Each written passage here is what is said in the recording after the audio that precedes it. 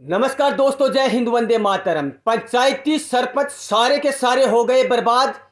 परिसीमन की चपेट में आने वाला हर सरपंच कभी चुनाव नहीं जीत पाएगा। आइए दोस्तों, हम आपको बताते हैं। अगर आप सरपंच का चुनाव लड़ना चाहते हैं या फिर किसी को लड़ाना चाहते हैं तो इस वीडियो को लाइक जरूर करना। आप लोगों को पता है कि 4-5 महीनों से परिसीमन का काम जोरों शोरों से चल रहा है। कई पंचायतें बड़ी है, उसे तोड़ मरोड़ कर छोटा कर दिया गया है। कई बड़े गांव है, उन्हें सिर्फ अकेली पंचायत बना दिया गया है। लेकिन यह सिस्टम चल रहा है। यहां तक भी सुना जा रहा है कि परिसीमन से आधी से ज्यादा जनता नाराज है और आधी से ज्यादा जनता खुश है। लेकिन आप लोगों को यह भी पता है कि जब जब सरकार कोई भी कदम उठाती है तो आधी जनता हमेशा नाराज हो जाती है और आधी जनता हमेशा खुश हो जाती है। परिसीमन से जनता खुश है या नाराज, इस बात पर आज हम बहस नहीं करेंगे। लेकिन परिसीमन के बाद सरपंचों का क्या हाल है, यह देखना बड़ा दिलचस्प होगा। मैं आपको बताता हूं दोस्तों, सरपंच के चुनाव सरपंच जीतने के बाद उस पंचायत के नीचे हमेशा 2 या 3 गांव रहते हैं। कुछ ढानियां भी उस पंचायत से जुड़ी हुई होती है।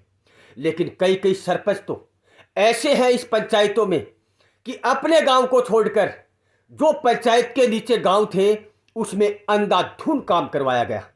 बहुत सारे काम करवाए गए। हर गांव में, हर पंचायत में जो भी परेशानी सरपंच के सामने रखी गई थी वो सरपंच द्वारा पूरी की गई है। लेकिन सरपंच उस पंचायतों के गांव में इसलिए काम करवाते रहे ताकि आने वाले सरपंच के चुनाव में उस गांव को खुश कर कर, अपने गांव को तो कभी भी खुश कर लेंगे, कभी भी काम करवा देंगे, लेकिन आइदर गांवों को खुश करने से सरपंच के चुनाव में सरपंच को फायदा हो जाता है।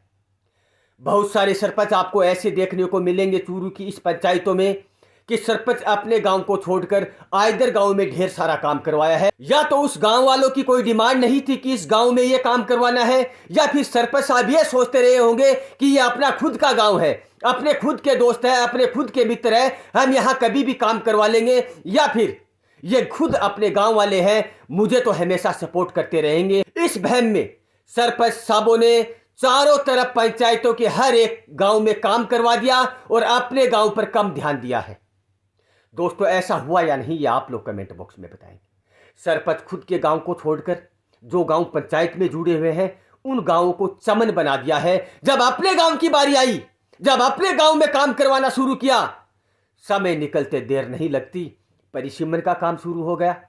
और इस परिसीमन में सरपंचों को झटका इस बात का लगा कि एक पंचायत के नीचे अगर 4 गांव थे और सरपंच साहब ने अपने गांव को छोड़कर जिस गांव में ज्यादा काम करवाया है उस गांव को अलग पंचायत में जोड़ दिया गया है और सरपंच जहां थे वहीं के वहीं रह गए। कई कई गांव तो आप लोगों को ऐसे मिल जाएंगे कि एक गांव के नीचे 4 गांव, सरपंच ने एक गांव में काम नहीं करवाया और 3 गांवों में बहकर काम करवाए हैं। लेकिन जहां पर नहीं काम करवाया है उस पंचायत को सरपंच वाले गांव में जोड़ दिया गया है और जो काम करवाया गया था उस पंचायतों को अलग कर दिया गया है। दोस्तों, कितना बड़ा नुकसान हुआ होगा सरपंचों को। आप लोग मेरी इस बात से सहमत है या नहीं, ये तो आप लोग कमेंट बॉक्स में बताएंगे। अगर मेरी बातों में कोई गलती है तो हम हाथ जोड़कर माफी मांगते हैं। वीडियो को लाइक करना, चैनल को सब्सक्राइब करना। जय हिंद, वंदे मातरम।